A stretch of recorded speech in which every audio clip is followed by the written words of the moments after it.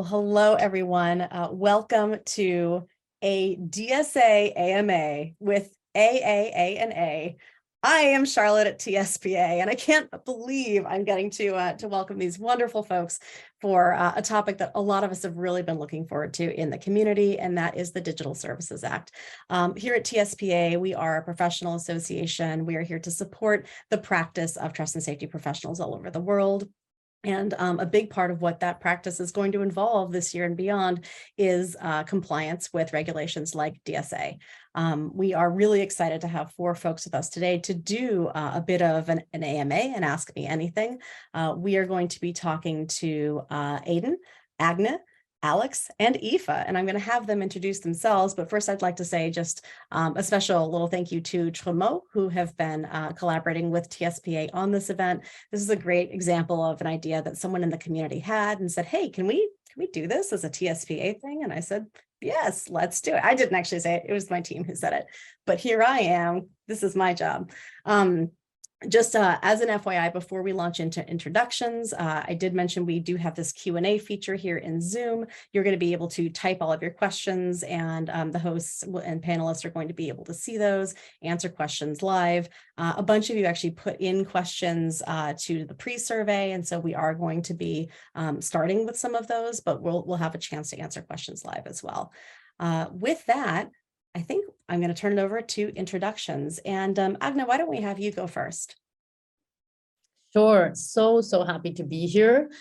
And so thanks a lot for the TSPA for agreeing to do this and co-hosting this, and on the DSA especially, which is something that is going to consume the time and effort of many trust and safety professionals this year.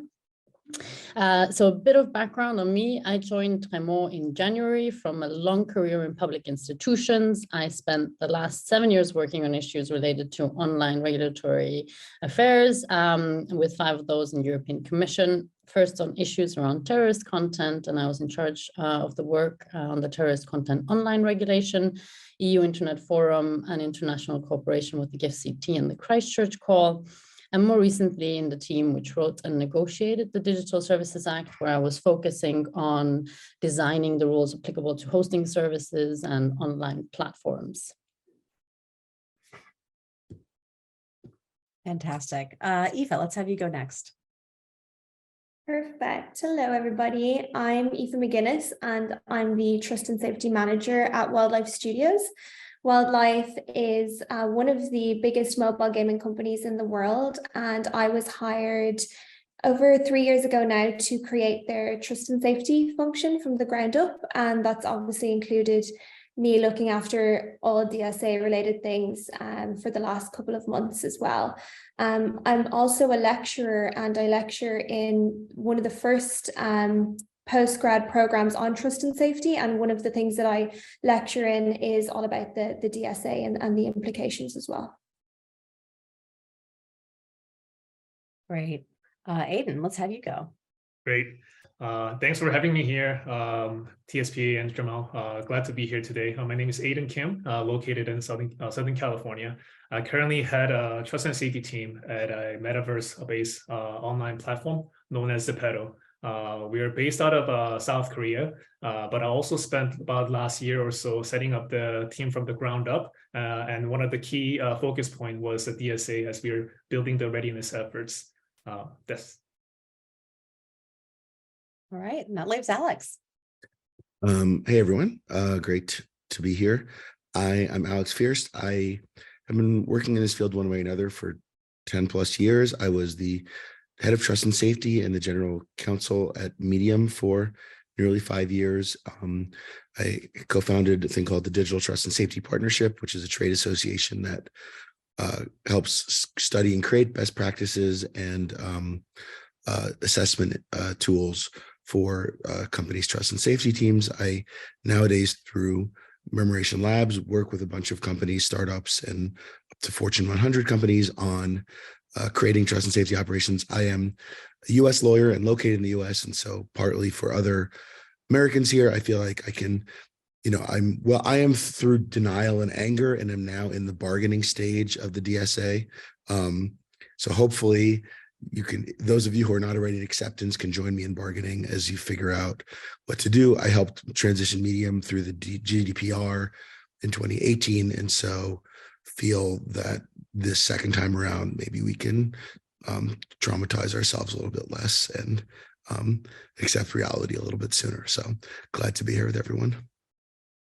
Well, thank you so much, all of you, for joining us today.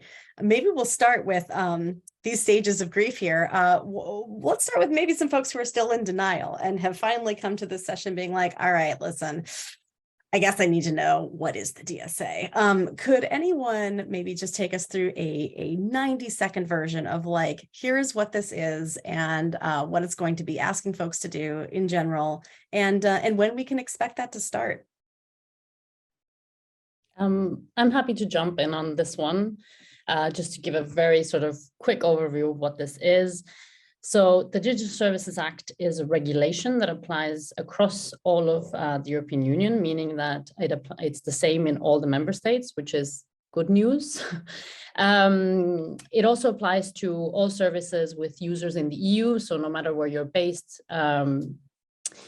So the DSA sets out a basic level of rules on all intermediary services. So in short, this means any service that facilitates the sharing of user-generated content online. There are some proportionality elements based on the type of service. So in addition to this basic level, it also sets out obligations on hosting services in addition. Further, more stringent rules on medium-sized online platforms, which are hosting services that disseminate content to the public. And finally, also on very large online platforms defined by their active monthly user base of 45 million EU users or above. Something maybe to just mention that DSA is mostly a process regulation with obligations around means and not ends. So it sets out obligations to have clear terms of service on the basis of say what you do and then do what you say. It also has obligations to have effective process to review user reports and numerous user empowerment mechanisms to complain and seek redress against any type of content moderation decisions which restrict their ability to interact on your platform, as well as extensive transparency reporting requirements, including around use of automated tools with accuracy and error rates required to be reported. And most importantly, when does it apply? All online services need to be compliant by the 17th of February, 2024. With very large online platforms, with a slightly earlier deadline, we're expecting the Commission to designate them anytime now in the coming month. So they will have to comply with the rules earlier, so likely by the end of summer. Great intro. Thank you so much. And I hope that was helpful for anyone coming in being like, all right, hey, what's the skinny here? Let's maybe start talking about sort of the way each of you have been sort of thinking through the DSA, especially around that timeline. You know, when this first became a reality for you, what were some of the considerations you sort of had to start making first for your application? What are sort of the big issues that you were like, okay, this is how we're going to need to sort of change our viewpoint?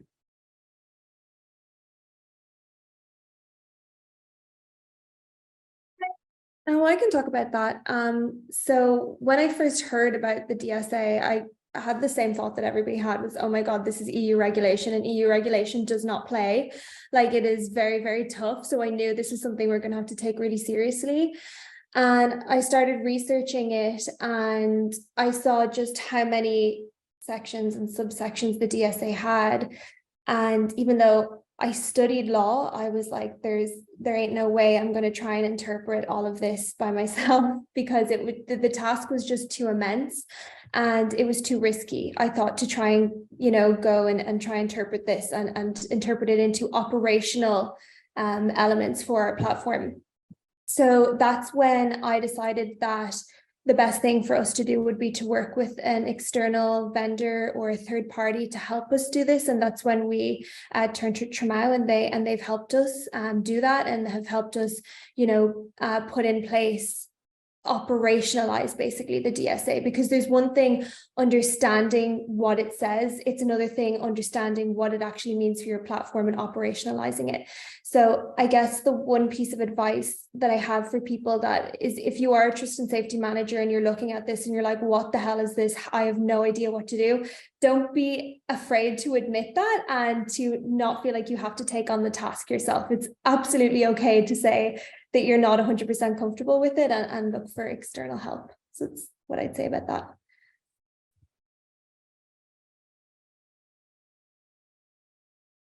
Alex, yeah. Yeah, and I wanted to agree with and underscore something Aoife said, which is, for me as a US trained lawyer, and the era of 20 years ago when the B students of American law schools were qualified to tell companies what to do around the world, because they were US based, is sort of over. And so one of the things that I would say to fellow US trained folks, who are lawyers or not, is that there's an issue of false friends in, I would say, EU regulation, which is to say, like when I studied like literature and I studied Shakespeare and things like that, we were told, like, beware for words that look familiar but actually are different, and these are false friends. And I think similarly with EU regulation and eventually the member state implementing regulations and laws, you see a word in, like, proportional or accessible, and you may think you know what it means in English, but it means something different to the European mind. And so it is useful to, if not bounce it off your European colleagues, to really hire counsel and hire folks who are familiar with what proportionality and some of the words that are sort of core values of European regulation, and understand what you're talking about, because you may think that posting an email address on an obscure website is perfectly accessible and transparent, but others may disagree. And some of the words that we're accustomed to using from US law don't mean what they mean. And so for me, I tried to approach, I did read the regulation and tried to get through it, and but tried to approach it with a beginner's mind, and also tried to approach it with sort of like apparatus written by either European legal folks or Americans who are well accustomed to it, because it's sort of like a bottom up, I would say ground up exercise, as opposed to like a transferring across practices exercise. And so hopefully that can be fun, but I think it's a little bit different than what it looks like in my experience.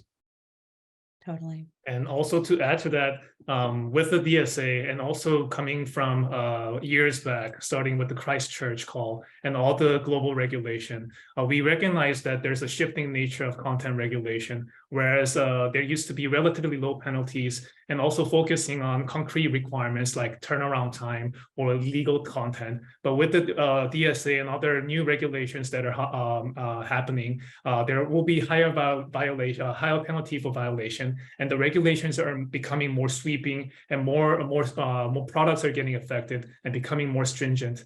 So with that, I think it's important to build the building blocks, and also coming from a smaller size platform, it's also important to build the building blocks, as well as considering not only the DSA, but all the other global regulations that are having common denominators to build the readiness efforts. All right. Well, I am going to get into this very long list of questions that we have submitted. We do have Q&A open, or at least I think we do. We've had some hands raised, and I'm like, ooh, are hands raising to tell us that the Q&A is not working? But please do try to submit your questions through the Q&A box, and let us know if that's not working. In the meantime, let's start with actually top of our list. Someone wanted to know in the pre-submitted questions, how will you decide what content is illegal under the DSA? They say, we know there's content that's illegal across all of the EU, but what about everything else? And that is a huge question, right? What about everything else? How are we sort of thinking about that? Maybe I can start off a little bit on giving a bit of background on what the DSA says about this, and if Aidan, Alex, or Aoife want to chip in on sort of how they're going to manage this.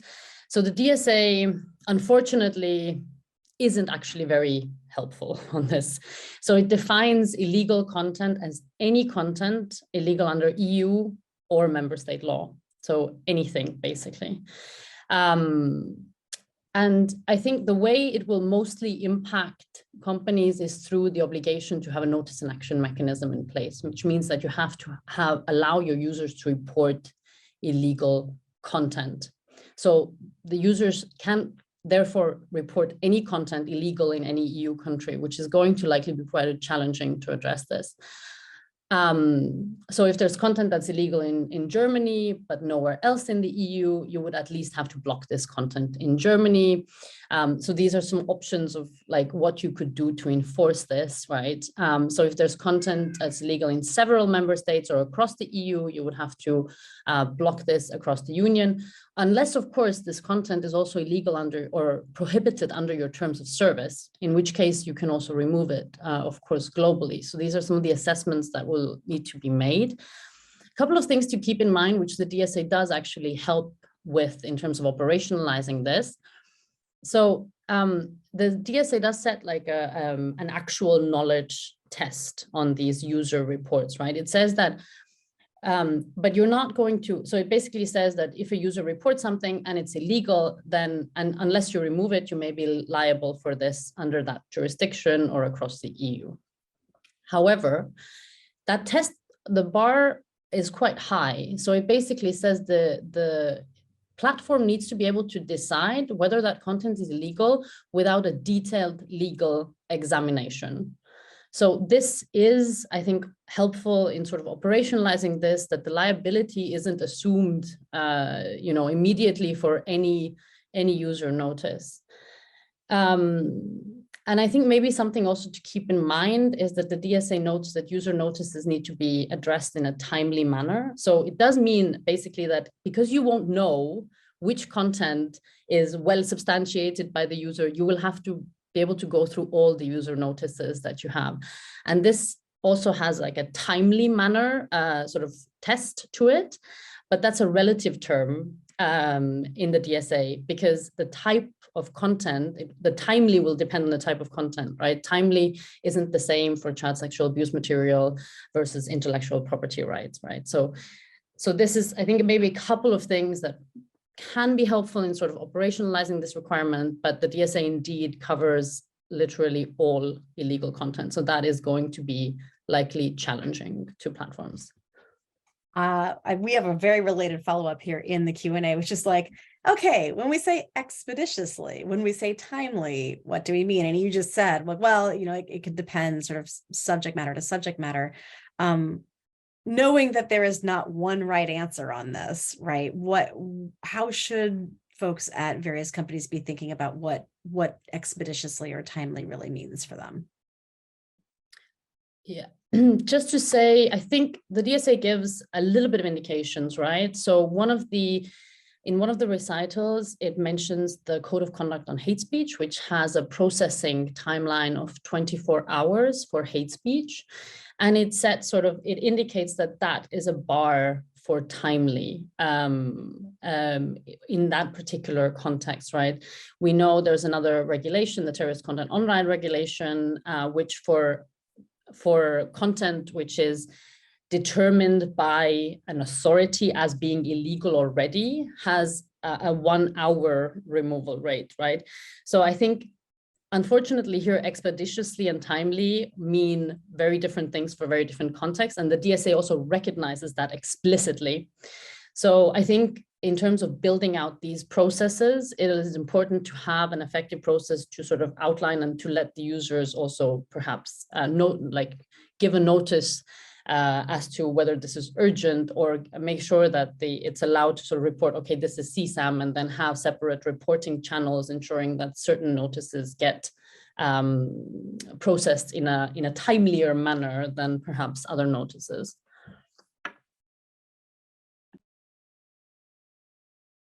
Any other comments on this? Or I'm going to move to the next one because we got a lot of questions. Okay, we're moving along. All right. Oh, sorry. Eva, did you open your mouth to say something? I was just going to say, I think for platforms, most content that's illegal or that's harmful, you're going to probably be removing it anyway. You probably have a code of conduct that covers that. And if you don't, now is a perfect time to start writing one. And you can take a lot of inspiration now from a lot of the codes of conduct that a lot of the big social media platforms have. So you know, Twitter and TikTok, they all have really nicely laid out content, and they'll have content that is illegal and content that is harmful but is not illegal. And some of them even talk about how they handled the different variants of that. So I think I wouldn't be worried too much about that, because it's more than likely you're going to be taking action on those kinds of things anyway. I wanted to add just what might be an idiosyncratic point, which is so the word expeditiously came to us like in the DMCA and in the 90s, and so in some ways it's a retro thing that's getting new again. The one thing I would say, just a couple of things. One thing is that, and that wasn't defined at the time, and we figured out what it meant through courts and through general practice that coalesced.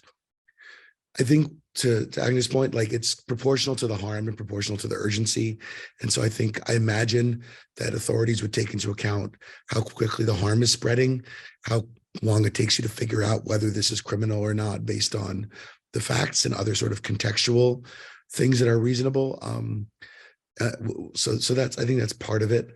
The other thing that I would throw out there that I've been sort of meditating on, but don't know what to do with, is that sort of the modality that you use for reporting, I think, and also generationally affects people's perception of time.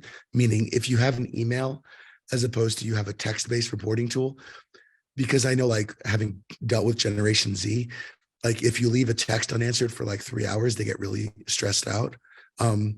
That I tell people sort of like flagging versus email versus different modes of interaction also sort of create expectations around response. And so to be a little thoughtful about that as you build your systems, of like how fast twitch it is, because if you build like a very fast twitch feeling system that leaves people feel like they're on red, it might cause users to feel like, what the hell, like you haven't responded quickly enough. Because I feel like the feeling of users that they are being cared about and responded to, or complainants rather, is, I imagine, one of the things that authorities will eventually care about. Because if your complainants and users feel like you're acting quickly enough to show you care, this problem may never bubble up into a problem. Whereas if the way that you design your reporting system causes people to feel like you're being slow, then it might become a problem. So it's just sort of, I think it's as much a subjective and emotional qualitative thing as it is like a number of hours thing. That's a really, really good point. And I think it actually brings us to another question we had a little further down the list, but I think it's very relevant. One of the reasons things can either be slow or feel slow is most of your reports are garbage. So, which is, like, okay, you open up this reporting flow and you say, everyone tell me all the things that are breaking the rules. And like 99% of the reports you get break no rules at all. That is a very common story for a lot of platforms, a lot of services. And we have a question around like, how does the DSA have any suggestions on how to navigate the fact that, like, when you open up for reports, actually a lot of reports are of low quality. And that's going to be true in sort of the initial reporting process. That's going to be true in the appeals and redress process too, right? It's actually quite common that when users are saying, actually, I contest this action, that they don't really have, they don't have a strong case, I guess that's a good way to say it. How have you all been sort of thinking about that effect vis-a-vis the obligations of the DSA, and how's the DSA maybe provided guidance there? Yeah, I could take on this first. So I think it's also something that the platforms have to consider, what the user, personas are, user profile. For Zepeto ourselves, we're mostly driven with the younger users. So we understand that it might not be they might not have all the information and tools to understand how to appropriately report, how to escalate, how to ask for help from the platform. So we've been taking initiatives to actually educate users, and also the DSA has the sections where it's asking the platforms to build the mechanisms to report bad content, and which includes to make it more user-friendly. So it's also a little bit vague. What is it that is user-friendly and also suitable for all ages? So that's something that the platforms have to define, and from the landscape of the platform itself, how to educate and how to facilitate the users to submit better quality reports as well. And I want to apologize. I said garbage, and garbage is not what I meant. What I meant is just that they, when we talk about low quality reporting, which is what the question is about, it's just about, it's like low signal, right? Like you have to, when we say garbage, it's like you have to throw that away as a signal because it's not strong enough to really do something substantive with. Just realize like someone's gonna be watching this being like, they think it's garbage. Like, no, sorry, let me clarify. Agna, do you have anything to add about just like the way that DSA guides that? Yeah, absolutely. And thanks, Aiden. I think that was a really good answer. I think so maybe just the DSA sets out the mechanism, the way it sets out, it obliges to have an effective and user-friendly reporting mechanism, which it never defines what user-friendly is. But there is, I think, quite a lot of good practices are emerging from the space of like protection of minors and sort of innovations of how to make these systems available to minors. And this is actually something which is very likely very large online platforms are going to have to implement because this is more of a nudged obligation on their side, especially. So I think we're going to see a little bit of innovation around this as we go along in the sort of compliance process, and potentially from very large online platforms sort of earlier, which could also assist others to adopt certain elements, potentially what they find relevant to their particular platform. Because of course, user-friendly from platform to platform is going to look very different. What maybe I would want to say is that the DSA obliges also sending sort of feedback both to the person who reported the content, as well as to the person whose content was then moderated in one form or the other.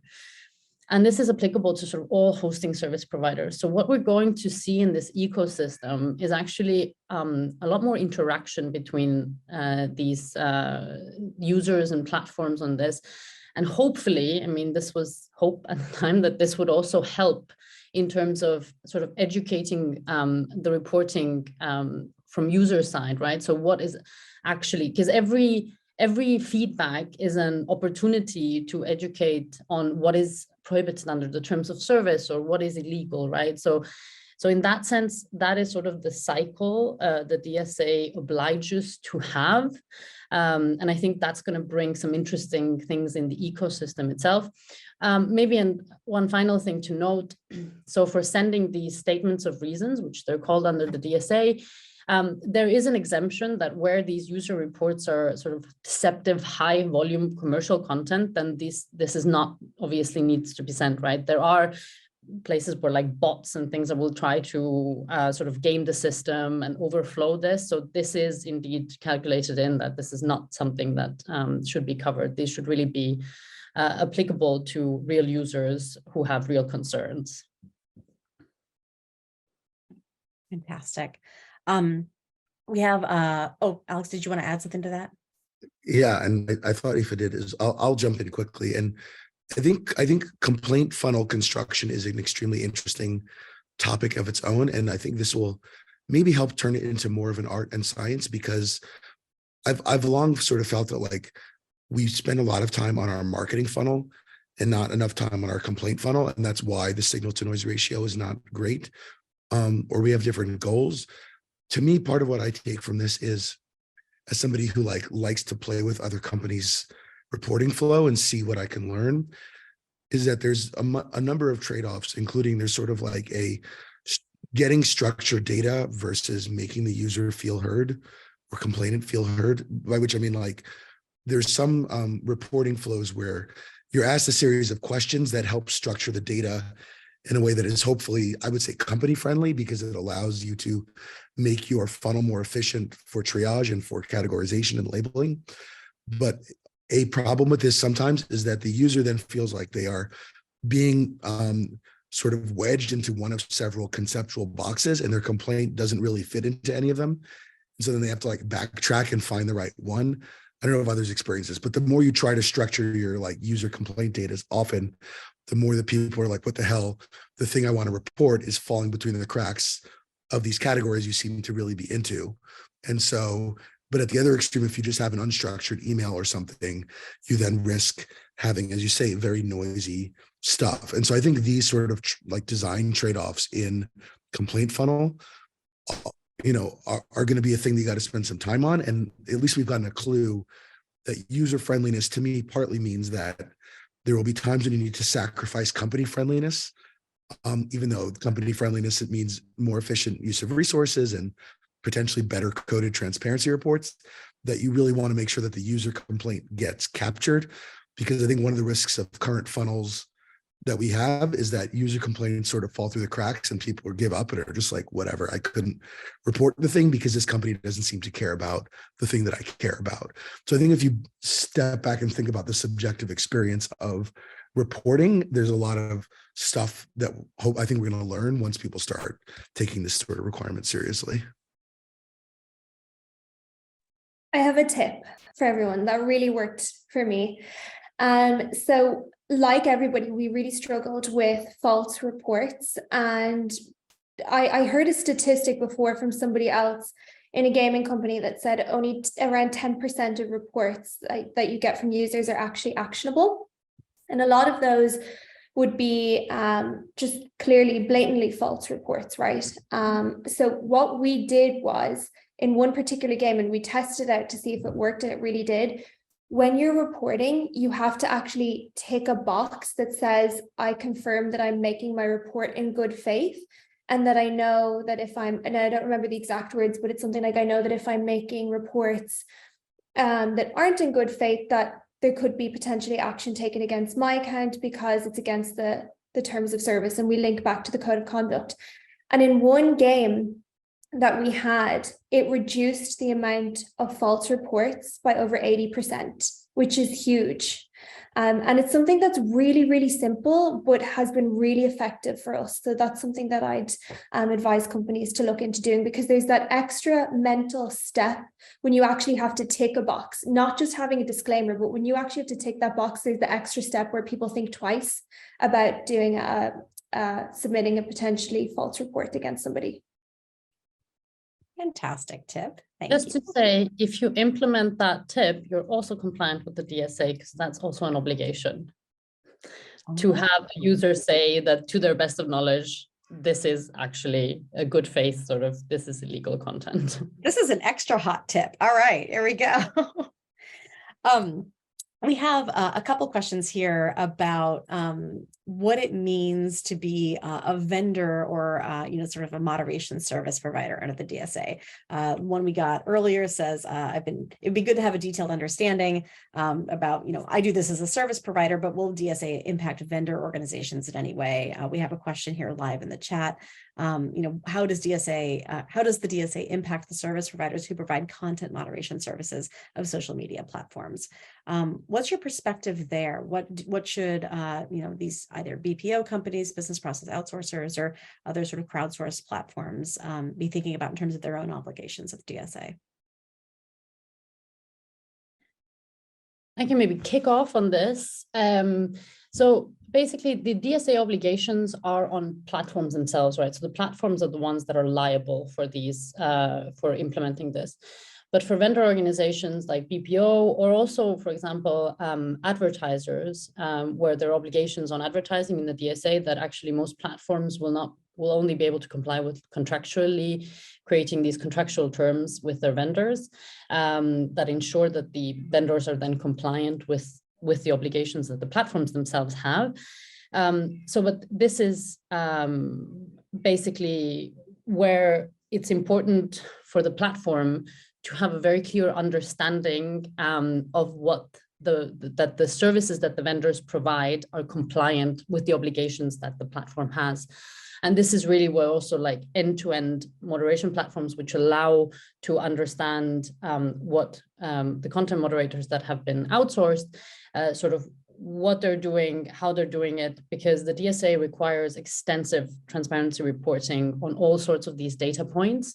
So it's really important to have this sort of global overview end to end of what is happening, and then also to potentially correct and adjust any sort of contractual terms, or check whether the contract is then being actually followed to that extent, because it is on the platform and the liability is on the platform and not necessarily on the vendor, right?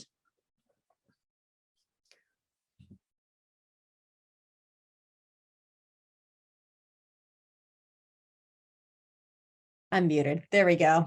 It's like, we have a question here about VLOP or VLOP versus non-VLOP platforms. There's been a lot of focus, I think, on the fact that there are differences. And this attendee wants to know, which specific aspects of the regulation do you consider difficult for non-VLOPs in particular?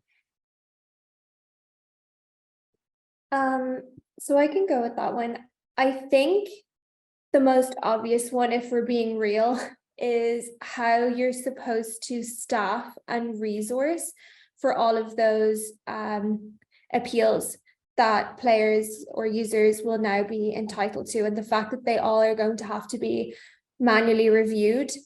And at the moment, you know, you might not necessarily know how many you're going to get. So I think that's probably the most difficult part.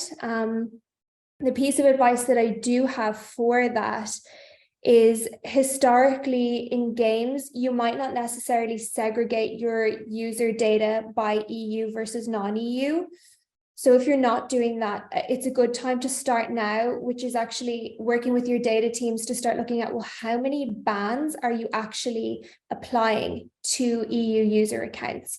And then you can start to get some kind of idea of possibly how many appeals you could be having to look at, and then maybe trying to do capacity planning around that. But trying to capacity plan for the unknown is undoubtedly, for me, the most difficult part. Don't know about you guys, but that's what I think. Yeah, I also kind of echo what Aoife said. Like from a smaller size company where we're not Googles or Metas or TikToks of the world, it's really important because we have to keep the business flowing, and also to have the DSA on the horizon. How we use our internal resources all the way from our internal staff to all the way through the BPOs. It's also going to be a challenging element. And not only also the requirements that are not specifically for non-VLOPs, there are criteria such as the risk assessments and the systemic risk and audit readiness. So that's something that we, as a smaller platform, want to start thinking about, although it's not an immediate requirement for smaller size companies. But if we want to continue to grow our platforms, and also thinking about years ahead, how are we going to build a compliance program? How are we going to build an audit process internally? And how do we define what the systemic risk is? Those are the kind of the challenges that we have to ask for. And we'll also kind of look to these bigger players and how the actual VLOPs are doing in the coming years to kind of benchmark what other smaller size online or subsidiary intermediary services are doing. So those are the things that we're kind of constantly thinking about, not only for things that are immediately ahead of us for the smaller size online platforms, but the requirements that will be more of a golden standard for all online platform years ahead. We have a follow-up here in the chat that I think is relevant, Aoife, to something that you said in particular around like, well, now it's a good time to even figure out like how many of these users are in the EU versus not. This person says, is the DSA specific to how we have to determine who is an EU user, like using registration information versus IP location information or something else? Do you all have any experience or guidance on that question? I know that is a challenging one. I've asked that question to Tremau many times, and they're so sick of probably having to answer the same thing for me every time, because I always forget, because I'm like, just because you have an IP address that's in the EU, that doesn't necessarily mean that you are in the EU, and there's like VPNs and stuff. So I don't know if Agnes from Tremau wants to answer the question again for the 10th time. To say now for the whole class. Yeah. So it depends a little bit on what you're trying to assess whether your services are available in the EU, in which case the assessment criteria, which are in the regulation, relate to like whether you have, whether you can pay in the euro on your platform. It sort of has more systemic elements to it. And I think you're usually pretty able to assess whether your services are sort of addressed to the EU, whether you're targeting any users in the EU with your like marketing, sales, etc. Right? All of these things matter for that. But now counting EU monthly users is indeed an element where the Commission guidance was given to sort of online platforms on this. And there is quite a lot of, I think, debate that is going to happen on this, right? It counts all active users. That does not necessarily mean only registered users. It are users also that can access the service without registration. So I think we've also seen that there are a number of platforms that reported on this, that there's sort of, it's in public being contested whether this reporting, whether their counting methodology was correct. So what has happened is that every single platform has come up with their own counting methodology to then approximate this, right? And we know sort of we all know that IP addresses and things are approximations of the user base. But basically the logic being you need to use the best available approximations to then count your EU users. And usually location data is usually the best approximation. And anything that can be, of course, used to sort of more detail that can be used. So I think the methodology can every platform can come up with their own methodology based on what is it possible for them to sort of track. But yeah, so that is, unfortunately, it is an unsatisfactory answer, because I think the state of play in terms of the ability in general, like the technical ability in general, is sort of unsatisfactory in that sense. Well, we've got two related questions live in the chat here. Alex, do you want to weigh in on that before we get to these questions? Just quickly, because I think part of the original question was about the size, company size stuff. I wanted to just note for other folks who work with early stage startups like me, and again, I promised I would not come here and complain, but I just wanted to note that the micro and the small business exceptions are not really tailored to the way that at least the startups that I know are funded, because it's based on number of employees, like 10 or 50 employees, and no more than X, I think, euros on your balance sheet. And I think it's 2 million or 10 million. And so, and the balance sheet is not, I think, a defined term, but nevertheless, if you know how business gets done, and perhaps this is a bad way to do business, and Silicon Valley Bank teaches us that. Nevertheless, companies tend to raise more than $10 million from day one. So for a lot of folks, they're not going to get the smaller or micro exceptions ever, because from day one, they have more than $10 million in their balance sheet in capital raised. And so essentially all of those Section 3, I think, requirements around outside adjudication, whatever, are going to apply from day one. And so to me, the philosophy of, like, as an early stage startup, you sort of try to scale up and show you care by dealing with the things that are most pressing, like the actual complaints you get. And then you start to develop competency in the things that will happen in the future. But usually your first 6 months, when it's like 10 people, the trust and safety person is not a full-time person. They're just the person who cares the most of the 10 people who exist at the org. And they're usually dealing with actual complaints, not conjectural or possible complaints.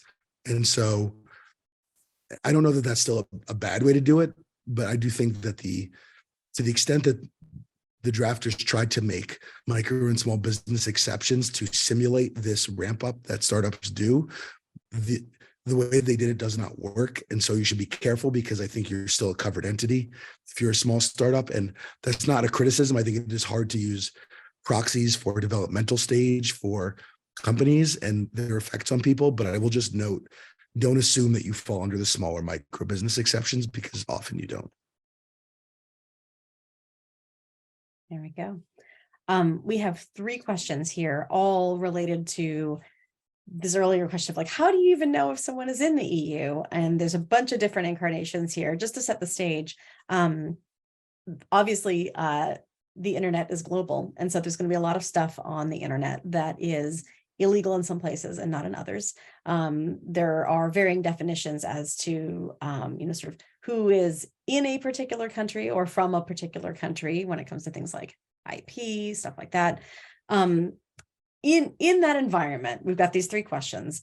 The first is, can any user in the EU report content under any country in the EU, or are they only reporting content that's illegal in the country they are in? So for example, can an Italian user report content that's illegal in Portugal, or can they only report content that's illegal in Italy? And this is actually a two-part question. So I'm going to pause at that to say, okay, first half, what do we think about that question? So I'm going to take this one. The DSA doesn't actually say anything about this. Well, that's too bad, because it would help if it did. Yeah, it doesn't actually explain in detail sort of what would happen then. It just defines illegality, and then it is reported on the basis of that. So I would say the answer to that question on the basis of sort of my reading of the DSA is yes, anyone can report content which is available to them, right? Mm-hmm. So even if the content is illegal in Italy, but it's available to them in Portugal, they can report it, right? Of course, if it's then only taken down in Italy, because, for example, there would be, which I think Eva also sort of attuned to, an unlikely case where something is illegal, although it does happen, which is illegal in one member state law, but not prohibited under your terms of service. And then perhaps legal in all the other member states. I mean, we have sort of fringe potential laws which do exist there. And the person in Portugal has very clearly said, this is, really legal in Italy. And, he has explained this well, meaning that the platform can address without sort of going into, the detailed legal assessment that, yes, this is indeed illegal in Italy, then it could be blocked in Italy, meaning that meaning that for the person in Portugal, this is still available, but that they cannot then control, right? So, I mean, from an operational perspective, I can assume that this could be the sort of potential scenario that could happen there. Mm-hmm. Well, that is actually directly related to another question. Then we're going to come back to the second half of the first question. The other question is, what about determining EU users in case you want to geofence the illegal reporting tool and statement of reasons, et cetera, when you are a global platform? Actually, I'm realizing this is kind of the same as the second half of the first question. If you're able to sort of apply like a geo block, sort of in this granular way, can you actually geofence access to that reporting flow to who you believe to be originating in the EU? So we have some examples from the existing reporting requirements in the NetzDG under the German law, where many platforms have only opened this up in Germany. So technically that must be possible. That the sort of geofencing the reporting tool must be possible. And this is also something that we've been very much looking at Tremau and building our own content moderation is to look at sort of what could be the available technical means to assess the reporting and where it comes from and what are the possibilities. I think for a large part of this answer, there is probably a good answer, and then there will be outliers here and there, which need to be taken into account. Yeah. Anyone else have comments on that before we move to the next one? Okay. We have some pretty granular questions around copyright, and I do want to make sure we get to a couple of, or at least one of those in our time. This person in a pre-submission said, I'm confused about copyright and whether that's covered under DSA or whether it's being regulated via the EU copyright directive. I know we got a couple lawyers on this call. Oh, I hope. What should folks be thinking about with copyright? I can take this unless, Alex, do you want to give this a go? I'm sure you were in the copyright discussions as well at the time. You go ahead and take a first pass. Okay. I'm interested to hear your take on the interaction. So on the very basic level, the DSA is something we call a lex generalis in the EU, meaning that it's a general base law, right? The DSA covers all illegal content. Everything that you can consider illegal, the DSA basically covers. Meaning that any law which is more specific than that would be a lex specialis, and where that law gives more specific requirements as to that specific type of content, you would need to follow that law. So basically the quick answer is both laws apply, and where one is more specific, then you would need to follow the more specific law for copyrighted content in this regard. So Article 17 of the Copyright Directive hasn't gone anywhere. I mean, probably unfortunately for some platforms, but it's still there, and this still needs to be complied with. Yeah, and lex specialis was new to me, but there's a good submission on the DSA Observatory site from the European copyright folks on that explains this quite well for a non-EU qualified lawyer. I just wanted to throw in one extra thought and question, which is my experience has also been that aside from the complexities and the vagaries of the existing law and jurisdictional issues, the DMCA for a long time was a sort of like global hack for a lot of people, meaning you would get DMCA notices even in places where jurisdictionally it made no sense, because it was just sort of like, it's a tune that a lot of people know, so people would hum it. And so my experience was like, again, even in European contexts, because again, back in ancient times, the US based legal teams knew the DMCA better than the EU, the EU, directives. They would just send DMCA requests, or in fact, a lot of citizens like of places would send DMCA takedowns, similar to how folks, I think, like children sometimes call 911 because of American movies. So I think the DSA will probably cause this to lessen in effect, right? And it will direct people's attention to content. It provides also an overlap, I think, to Anya's point, that like content that is either illegal, and I take infringing to be illegal, or content that is inconsistent with the terms of service of a service. And most services say don't post infringing content. So I feel like there's now like a multiplicity of paths up the mountain on copyright, and any one of them will probably work for you. I even think the DMCA will probably still work for you if you're into that. And so I think we're partly seeing now like competition among laws, including several European routes, to see what people do, and which ones platforms interpret the best. I'm not sure that it matters ultimately at the end of the day, but yes, I think the applicable law is like important, especially for lawyers. But I think for the down and dirty, like the realities and the practicalities of trust and safety, I think people are just going to send notices that will probably be styled under one or several of these laws, and people are just going to like figure out a way to triage and sort them out because they're not going to be clear.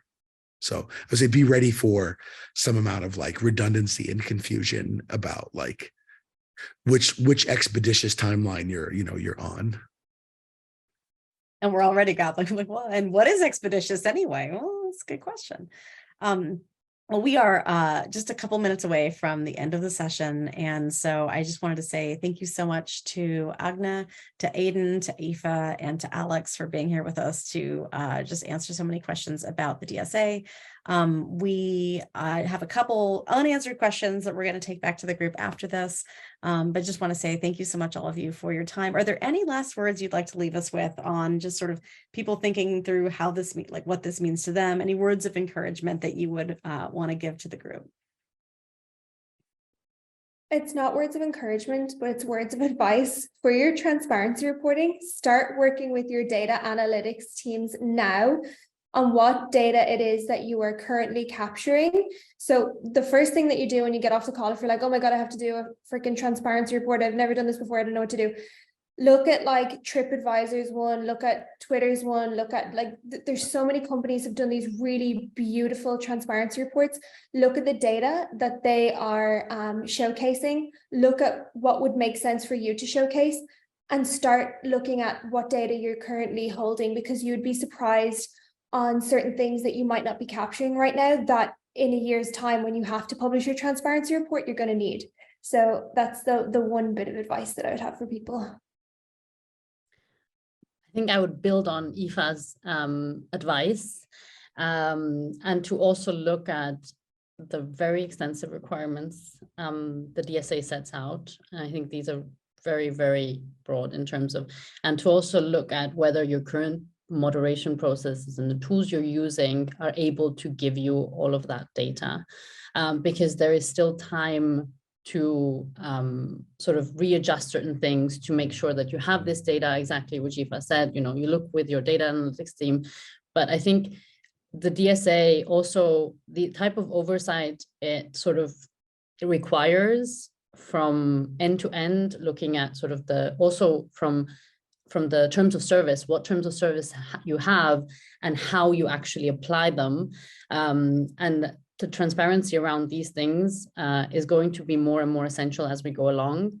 And the first transparency reports for online platforms are likely going to have to come in 2025 earliest. So there's still time to look through those processes, because this is going to be a lot of data collection, and any large platform who's gone through this will tell you that it is painful.